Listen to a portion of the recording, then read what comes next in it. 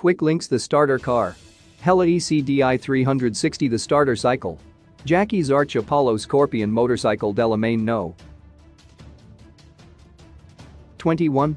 The fancy cab, the Porsche 911-2 Turbo Claire's truck. The Thornton Mackinac Beast, the Quadra Type 66 Cthulhu Easy Pickens. Colby CX 410 Butte, the Rayfield Collyburn, the six-wheeled Villaford Alvarado Vado, the Quadra Turbo RV Tech, the Nomads Thornton Galena GA40 X-Tier Rattler, the rare Arch Nazar Itzamade Cyberpunk 2077 lets players take a joyride through Night City in 54 different vehicles that range from scrap-together dune buggies to Bugatti Veyron lookalikes. While Cyberpunk's world is better explored on foot because of its many interiors and hidden Easter eggs, weaving through Night City's densely packed roadways in different rides can still be incredibly satisfying.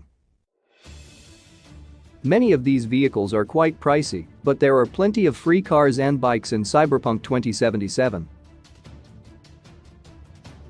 Much like the Grand Theft Auto series, players can steal any vehicle in Cyberpunk so long as they have a high enough level in the technical ability attribute.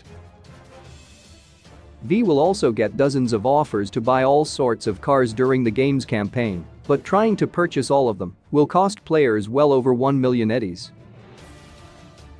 Players can't store stolen vehicles in VS Garage, which means they'll never be able to summon them using VS Phone. Luckily, there are plenty of opportunities to score free, permanent rides throughout Cyberpunk 2077. Once players get access to their first car, they can summon it at any point on the map, much like how GTA Online players request their personal vehicles. However, it is worth pointing out that summoning a vehicle in Cyberpunk 2077 does not work for stolen vehicles. Instead, these cars are tucked away in the player's personal garage, which they can access at any time. Warning: the following contains spoilers for Cyberpunk 2077's main story and side quests. The starter car. Hella ECDI 360 gamers will receive their first free ride almost immediately after the first few main story missions. The Hella isn't anything special, but it will get V where they need to go early in Cyberpunk 2077. Unfortunately, an accident will temporarily total V's first car at the start of Act 2, and players will need to wait for it to get repaired. The starter cycle. Jackie's Arch V will also inherit Jackie Wells' motorcycle at the start of Act 2 through the quest heroes. There are a few ways this mission can play out, but regardless of the choices players make, they'll end up with a bike to call their own. Apollo Scorpion Motorcycle V can pick up another free bike by completing the main story quest Life During Wartime, which sends players on a daring mission with the supporting character Panam Palmer. Much like Jackie's Arch, this is a guaranteed free vehicle, so there's no need to worry about missing out on it. Delamain number 21. The fancy cab. This posh cab can only be acquired after V completes all 7 epistrophe missions in Cyberpunk 2077, which require players to track down 7 Delamain taxis that have gone rogue. Location description: Haywood, the Glen. This cab can be found near the edge of a roadway in the Glen. Listen and side with the AI for it to return to service. Haywood Wellsprings. Scan this cab and it will threaten the player, simply damage it and it will give up. Westbrook North Oak. The Westbrook cab will be driving around and V will have to scan it, speak with it, and drive it back to the garage. Santo Domingo Rancho Coronado. This cab is out of control and V must help its rampage by destroying flamingos around the area. Pacifica Coastview. The Coastview cab will taunt the player and eventually lead V into an ambush. Defeat the group and the cab will yield. Watson North Side. This cab is hidden in the alleyways of a orange warehouse. Find it and it will take off running. Follow the cab and it will eventually crash, allowing V to send IoT back. The Badlands. This cab can be found in the middle of the landfill. Get in and speak with the cab and exit when instructed. After V finds all of the lost cabs, they can return to Delamain HQ and be given the Don't Lose Your Mind mission, which will reward them with the free car upon completion. The Porsche 911-930 Turbo, one of the few real-life car models in Cyberpunk 2077, is up for grabs during the chip bin-in mission, where V goes on a misadventure with Johnny Silverhand. At one point in the quest, players will need to decide if they want to kill or spare a character named Grayson. Anyone who wants to drive away in a brand new Porsche in Cyberpunk 2077 will need to let Grayson live by selecting the following dialogue option. Put weapon away, got lucky today. Claire's truck. The Thornton Mackinac Beast, much like the Porsche, obtaining this absolute unit requires players to make certain dialogue choices.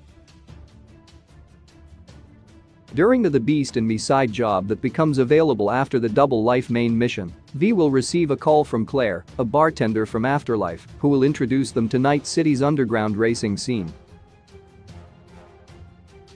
She wants to take revenge on the city's top street racer, Samson, and if players let her kill him, Claire will reward V with her unique truck. The Quadra Type 66 Cthulhu. Alternatively, if players choose to let Samson live, Hell give V a call after the Beast in Me mission is complete and offer them this blacked out ride, free of charge. The Cthulhu would still be available for 76,000 eddies if players kill Samson, but the Mackinac Beast won't be, since it's a unique vehicle. So, if gamers want to collect every vehicle in Cyberpunk 2077, it's best to kill Samson and acquire Claire's truck, then buy the Cthulhu themselves. Easy pickings. Colby CX410 Butte players can find this modded pickup sitting in the middle of an abandoned movie set on the outskirts of Night City.